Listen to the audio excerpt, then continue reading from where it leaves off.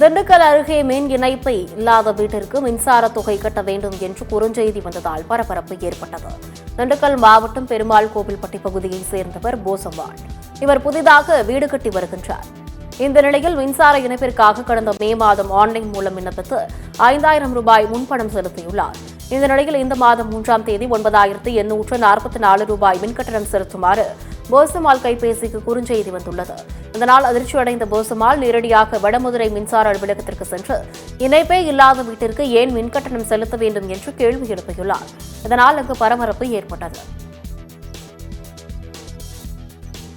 UP ஆஃபீஸ்க்கு போனதில் ஆனால் என் செல்லுக்கு வந்திருக்கிறது 9844 ரூபா. ஆனால் இப்போ அவங்க கட்ட சொல்கிறது 19700 ரூபா கட்ட சொல்கிறாங்க. ஆனால் என் இடத்துக்கு மீட்டரும் வரல, போஸ்ட் மார்க்கும் வரவே இல்லை. அதை நான் எப்படி கட்டுறது? நான் கட்டவே இல்லைன்னு சொல்லி நம்பரை மட்டும் கொடுத்துட்டு நான் வந்துட்டேன்.